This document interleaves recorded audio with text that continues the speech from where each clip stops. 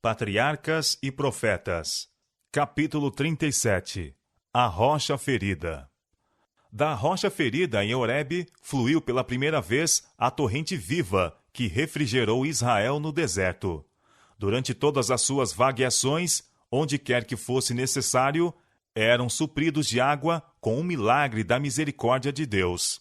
A água não continuou, entretanto, a manar de Horebe. Onde quer que em suas jornadas necessitavam de água, esta jorrava das fendas da rocha, ao lado de seu acampamento. Era Cristo, pelo poder de sua palavra, que fazia com que a torrente refrigerante manasse para Israel. Beberam todos de uma mesma bebida espiritual, porque bebiam da pedra espiritual que os seguia, e a pedra era Cristo. 1 Coríntios capítulo 10, verso 4. Ele era a fonte de todas as bênçãos temporais, bem como espirituais. Cristo, a verdadeira rocha, estava com eles em todas as suas peregrinações. E não tinham sede quando os levava pelos desertos. Fez-lhes correr água da rocha. Fendendo ele as rochas, as águas manavam delas. Brotaram águas que correram pelos lugares secos como um rio. Isaías capítulo 58, verso 21 e Salmo capítulo 105, verso 41. A rocha ferida era uma figura de Cristo, e por meio deste símbolo são-nos ensinadas as mais preciosas verdades espirituais. Assim como as águas vivificadoras manavam da rocha ferida, assim de Cristo, ferido de Deus, ferido pelas nossas transgressões, quebrantado pelas nossas iniquidades, a torrente de salvação flui para uma raça perdida. Assim como a rocha foi ferida uma vez, semelhantemente Cristo deveria ser oferecido uma vez para tirar os pecados de muitos. Hebreus capítulo 9, verso 28. Nosso Salvador não deveria ser sacrificado segunda vez, e é tão somente necessário àqueles que buscam as bênçãos de sua graça pedi-las em nome de Jesus, derramando o desejo de seu coração em uma prece feita no espírito de arrependimento. Tal oração levará perante o Senhor dos Exércitos os ferimentos de Jesus, e então de novo fluirá o sangue doador de vida, simbolizado pelo fluir da água viva para Israel. A emanação da água da rocha do deserto foi celebrada pelos israelitas depois de seu estabelecimento em Canaã, como demonstração de grande regozijo. No tempo de Cristo, esta celebração se tornara uma cerimônia muito impressionante. Ocorria por ocasião da festa dos tabernáculos, quando o povo de toda a terra se congregava em Jerusalém. Em cada um dos 7 dias da festa, os sacerdotes saíam com música e coro dos levitas a tirar água da fonte de Siloé, em um vaso de ouro. Em seguida, pelas multidões de adoradores, em tão grande número quanto podiam ficar perto da fonte, dela bebendo, enquanto surgiam os acordes jubilosos. Vós, com alegria, tirareis águas das fontes da salvação. Isaías capítulo 12, verso 3. A água tirada pelos sacerdotes era então levada ao templo, por entre sons de trombetas e o canto solene. Nossos pés estarão dentro dos teus muros, ó Jerusalém. Salmo capítulo 122, verso 2. A água era derramada sobre o altar dos holocaustos, enquanto repercutiam cânticos de louvor, unindo-se as multidões em coros triunfantes com instrumentos musicais e trombetas de baixo diapasão. O Salvador fez uso deste serviço simbólico para encaminhar à mente do povo as bênçãos que ele lhes viera trazer. No último dia, o grande dia da festa, foi ouvida sua voz em tons que repercutiam pelos pátios do templo. Se alguém tem sede, venha a mim e beba. Quem crê em mim, como diz as Escrituras, rios d'águas vivas correrão de seu ventre. Isto, declarou João, disse ele do Espírito que havia de receber os que nele crescem. São João capítulo 7, versos 37 a 39. A água refrigerante, borbulhando na terra ressequida e estéril, fazendo com que o deserto floresça, e fluindo para dar vida aos que perecem, é um emblema da graça divina que apenas Cristo pode conferir. E é como água viva, purificando, refrigerando a alma. Aquele em quem Cristo habita tem dentro de si uma fonte incessante de graça e força. Jesus consola a vida e ilumina a senda de todo aquele que em verdade o busca. Seu amor, recebido no coração, expandir-se-á em boas obras para a vida eterna. E não somente abençoa a alma, em que ele se expande, mas a torrente viva fluirá em palavras e ações de justiça, para refrigerar os sedentos em redor daquela alma. A mesma figura empregou Cristo em sua conversa com a mulher de Samaria, no poço de Jacó. Aquele que beber da água que eu lhe der, se fará nele uma fonte d'água, que salta para a vida eterna. São João capítulo 4, verso 14. Cristo combina os dois tipos. Ele é a rocha, ele é a água viva. As mesmas figuras, belas e expressivas, encontram-se em toda a Bíblia. Séculos antes do advento de Cristo, Moisés o indicou como a rocha da salvação de Israel. O salmista dele cantou como sendo libertador meu, rocha da minha fortaleza, rocha que é mais alta do que eu, rocha de habitação, rocha do meu coração, rocha em que me refugiei. No Cântico de Davi, sua graça é também descrita como águas frescas entre verdes pastos, ao lado das quais o pastor celestial guia seu rebanho.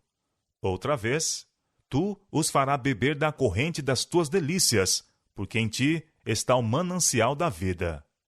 E o sábio declara: ribeiro transbordante é a fonte da sabedoria. Provérbios capítulo 18, verso 4.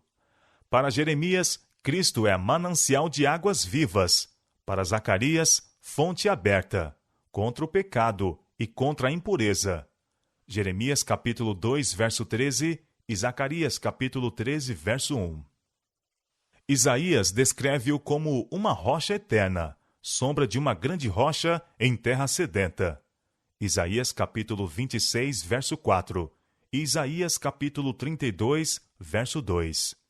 E ele recorda a preciosa promessa, trazendo vividamente a lembrança à torrente viva que flui para Israel. Os aflitos e necessitados buscam águas, e não as há, e a sua língua se seca de sede.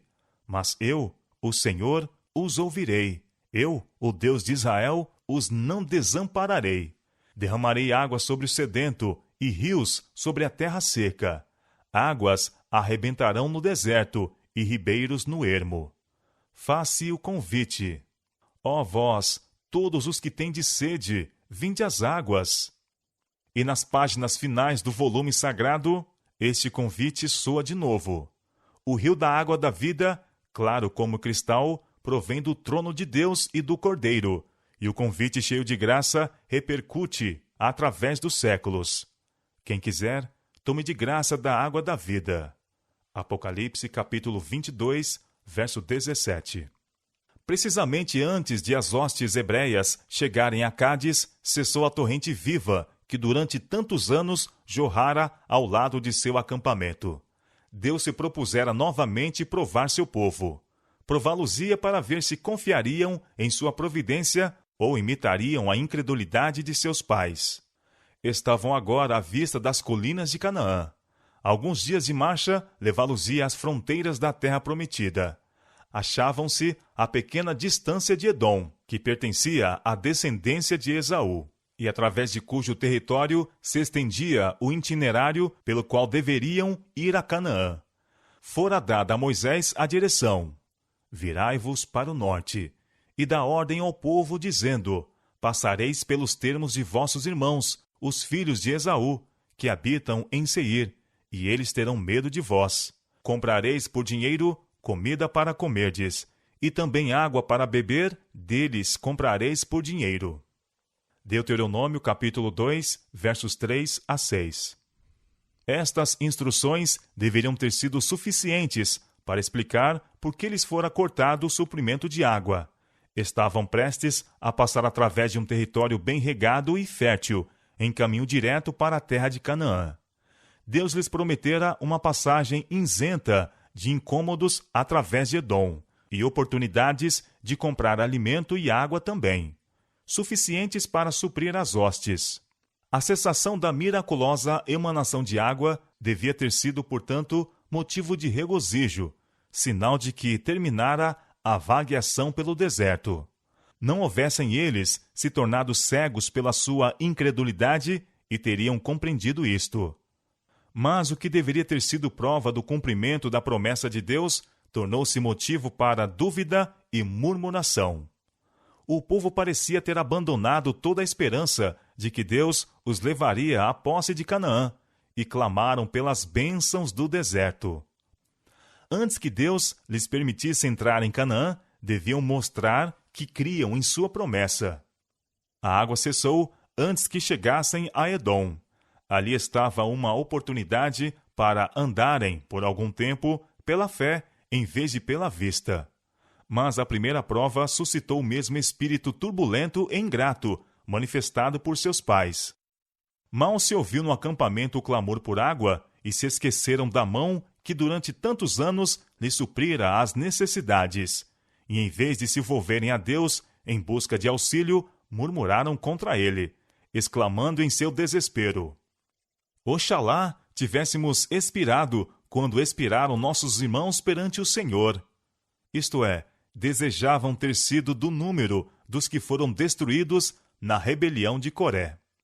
Seus clamores eram dirigidos contra Moisés e Arão. Por que trouxestes a congregação do Senhor a este deserto, para que morramos ali, nós e os nossos animais? E por que nos fizeste subir do Egito para nos trazer a este lugar mau? Lugar não de semente, nem de figos, nem de vides, nem de romãs, nem de água para beber. Os chefes foram à porta do tabernáculo e caíram sobre seu rosto. Novamente a glória do Senhor lhes apareceu, e determinou-se a Moisés: Toma a vara, e ajunta a congregação, tu e Arão, teu irmão, e falai a rocha perante os seus olhos, e dará a sua água. Assim lhes tirarás a água da rocha. Os 2 irmãos foram perante a multidão, indo Moisés com a vara de Deus na mão. Eles eram agora homens idosos. Muito tempo haviam suportado a rebelião e obstinação de Israel. Mas agora, finalmente, mesmo a paciência de Moisés vacilou. Ouve agora, rebeldes! Exclamou ele. Porventura tiraremos água desta rocha para vós? E em vez de falar a rocha, como Deus lhe mandara, feriu-a 2 vezes com a vara. A água jorrou em abundância, satisfazendo as hostes. Mas uma grande falta fora cometida. Moisés falara com sentimento de irritação. Suas palavras eram uma expressão de paixão humana, em vez de santa indignação, porque Deus houvesse sido desonrado. Ouve agora, rebeldes, disse ele. Esta acusação era verdadeira, mas mesmo a verdade não deve ser falada com paixão nem impaciência. Quando Deus mandara a Moisés acusar Israel de rebelião, as palavras lhe foram dolorosas, e difícil lhes era suportarem-nas. Contudo, Deus o amparara ao transmitir a mensagem. Mas quando tomou sobre si o acusá-los, agravou o Espírito de Deus e apenas fez mal ao povo. Sua falta de paciência e domínio próprio eram evidentes. Assim foi dado ao povo ocasião para porem em dúvida que sua atuação passada fora sob a direção de Deus, e desculparem seus próprios pecados. Moisés, bem como eles, haviam ofendido a Deus. Sua conduta, disseram, fora desde o princípio passível de crítica e censura. Tinham achado agora o pretexto que desejavam para rejeitarem todas as reprovações que Deus lhes enviara mediante seu servo. Moisés manifestou falta de confiança em Deus. Tiraremos água? Perguntou, como se o Senhor não fizesse o que prometera. Não me crestes a mim, declarou o Senhor aos 2 irmãos, para me santificar diante dos filhos de Israel. Na ocasião em que a água faltou, sua própria fé no cumprimento da promessa de Deus fora abalada. pela murmuração e rebelião do povo. A primeira geração foi condenada a perecer no deserto, por causa de sua incredulidade. Contudo, o mesmo Espírito apareceu em seus filhos. Deixariam estes também de receber a promessa? Cansados e desalentados, Moisés e Arão não fizeram esforço algum para opor-se à corrente do sentimento popular. Houvessem eles manifestado fé inabalável em Deus e poderiam ter posto a questão perante o povo sob um prisma que os teria habilitado a suportar esta prova. Mediante o exercício pronto e decisivo da autoridade, a eles investida como magistrados, poderiam ter abafado a murmuração. Tinham o dever de envidar todo o esforço possível para ocasionarem um melhor estado de coisas, antes de pedirem a Deus que fizesse por eles o trabalho. Se a murmuração em Cádiz tivesse sido sustada de pronto, que cortejo de males se poderia ter evitado? Por seu ato precipitado, Moisés tirou a força da lição que Deus se propunha ensinar. A rocha, sendo um símbolo de Cristo, fora ferida uma vez, assim como Cristo uma vez seria oferecido. A segunda vez era necessário apenas falar à rocha, assim como temos apenas de pedir bênçãos em nome de Jesus. Ferindo-se pela segunda vez a rocha, foi destruída a significação desta bela figura de Cristo. Mais do que isto, Moisés e Arão tinham assumido o poder que apenas pertence a Deus. A necessidade de intervenção divina tornava a ocasião de grande solenidade, e os chefes de Israel deviam tê-la aproveitada para impressionar o povo, a fim de terem reverência para com Deus, e lhes fortalecer a fé em seu poder e bondade. Quando iradamente exclamaram: "Tiraremos água desta rocha para vós?", puseram-se no lugar de Deus, como se o poder estivesse com eles. Homens possuidores de fragilidades e paixões humanas. Cansado com a contínua murmuração e rebelião do povo, Moisés perdera de vista o seu todo-poderoso auxiliador. E sem a força divina, veio a deslustrar o relato de seus feitos com uma exibição de fraqueza humana. O homem que poderia ter permanecido puro, firme e abnegado até o final de sua obra, fora finalmente vencido. Deus fora desonrado perante a congregação de Israel, quando devia ter sido engrandecido e exaltado. Deus não pronunciou nesta ocasião juízos sobre aqueles cuja ímpia conduta de tal maneira provocara a Moisés e Arão. Toda a reprovação recaiu sobre os dirigentes. Os que se achavam como os representantes de Deus não o haviam honrado. Moisés e Arão sentiram-se ofendidos, perdendo de vista que a murmuração do povo não era contra eles, mas contra Deus. Foi por olharem a si mesmos, por apelarem para sua própria simpatia, que inconscientemente caíram em pecado e deixaram de pôr perante o povo o seu grande delito para com Deus. Amargo e profundamente humilhante foi o juízo imediatamente pronunciado. Porquanto não me crestes a mim, para me santificar diante dos filhos de Israel, por isso não metereis esta congregação na terra que lhes tenho dado. Juntamente com o rebelde Israel, deviam morrer antes de atravessarem o Jordão. Se Moisés e Arão houvessem estado a acalentar uma elevada opinião de si mesmos, ou condescender com um espírito apaixonado, em face da advertência e reprovação divina, sua culpa teria sido muito maior. Mas não se lhes atribuía pecado voluntário nem premeditado. Haviam sido vencidos por uma tentação súbita, e sua contrição foi imediata e provinha do coração. O Senhor aceitou seu arrependimento, embora não pudesse remover a punição, por causa do mal que seu pecado poderia fazer entre o povo. Moisés não ocultou a sua sentença, mas contou ao povo que, visto ter deixado de conferir glória a Deus, não os poderia guiar à terra prometida. Mandou-os notar o severo castigo com que fora atingido, e então considerarem como Deus devia olhar as suas murmurações, acusando um simples homem dos juízos que pelos seus pecados haviam trazido sobre si. contara-lhes como rogar a Deus uma revogação da sentença, e isto foi negado. O Senhor indignou-se muito contra mim por causa de vós, disse ele, e não me ouviu. Deuteronômio capítulo 3, verso 26. Em toda ocasião de dificuldade ou provação, os israelitas estavam prontos para acusarem a Moisés de os ter tirado do Egito, como se Deus não tivesse atuação alguma nesta questão.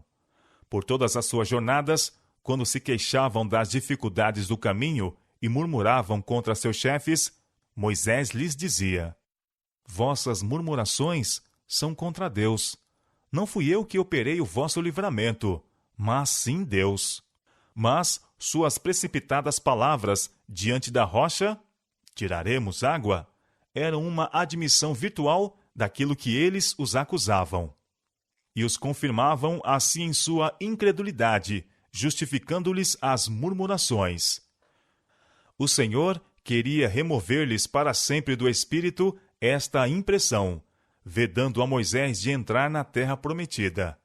Ali estava a prova insofismável de que seu chefe não era Moisés, mas o poderoso anjo de que o Senhor disse: eis que eu envio um anjo diante de ti, para que te guarde neste caminho, e te leve ao lugar que te tenho aparelhado. Guarda-te diante dele, e ouve a sua voz, porque o meu nome está nele. Êxodo capítulo 23, versos 20 e 21. O Senhor indignou-se muito contra mim por causa de vós, disse Moisés. Os olhos de todo Israel estavam em Moisés, e seu pecado refletiu em Deus, que o escolhera como chefe de seu povo. A transgressão foi conhecida por toda a congregação, e se tivesse passado sem a devida consideração, ter-se-ia dado a impressão de que a incredulidade e a impaciência sob grande provocação poderiam ser desculpadas naqueles que ocupam posições de responsabilidades. Quando, porém, foi declarado que Moisés e Arão não deveriam entrar em Canaã por causa daquele único pecado, o povo soube que Deus não faz acepção de pessoas e punirá certamente o transgressor. A história de Israel devia ser registrada para a instrução e aviso das gerações vindouras.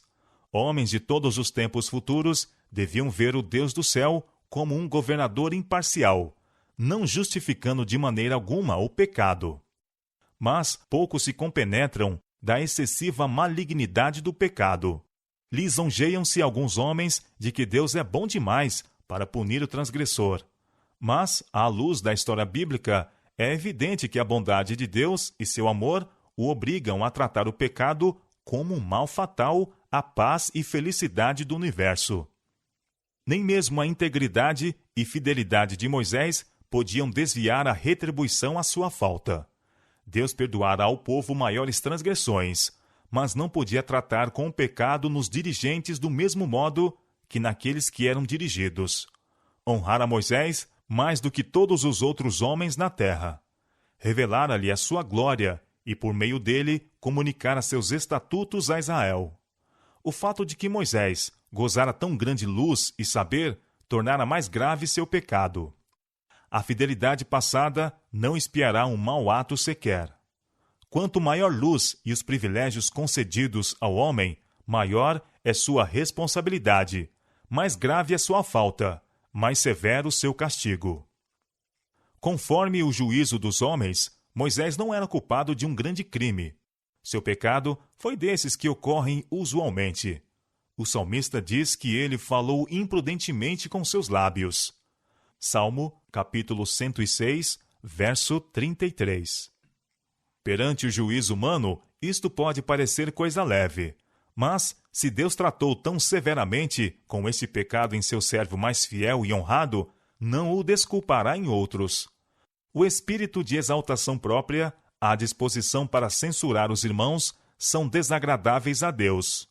Os que condescendem com a prática desses males lançam dúvida sobre a obra de Deus e dão aos céticos uma desculpa para a sua incredulidade. Quanto mais importante é a posição de alguém e maior sua influência, maior é a necessidade de que cultive a paciência e a humildade. Se os filhos de Deus, especialmente os que ocupam posições de responsabilidade, puderem ser levados a tomar para si a glória que é devida a Deus, Satanás exultará. Terá alcançado uma vitória. Foi assim que ele caiu. Nesse ponto, alcança ele mais êxito do que em outro qualquer, ao tentar outros a ruína. É para pôr-nos de sobreaviso contra seus ardis que Deus deu em sua palavra tantas lições que ensinam o perigo da exaltação própria. Não há um impulso de nossa natureza, nenhuma faculdade do espírito ou inclinação do coração que não necessite achar-se a todo instante sob a direção do Espírito de Deus. Não há uma bênção que Deus confira ao homem, nenhuma provação que permita recair sobre ele, de que Satanás não possa e não queira prevalecer-se para tentar, perturbar e destruir a alma, se lhe dermos a menor vantagem.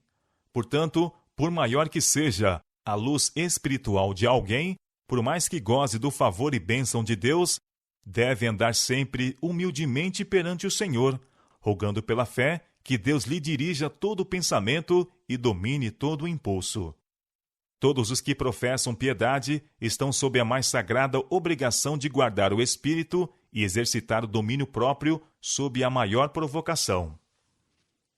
Os encargos colocados sobre Moisés eram muito grandes. Poucos homens serão tão severamente provados como ele foi. Contudo, isto não lhe permitiria desculpar o pecado. Deus fez amplas provisões para seu povo, e se depositarem confiança em sua força, jamais se tornarão joguete das circunstâncias. A tentação mais forte não pode desculpar o pecado. Por maior que seja a pressão exercida sobre alguém, a transgressão é o nosso próprio ato. Não está no poder da terra, nem do inferno, compelir alguém a fazer o mal. Satanás ataca-nos em nossos pontos fracos, mas não é o caso de sermos vencidos.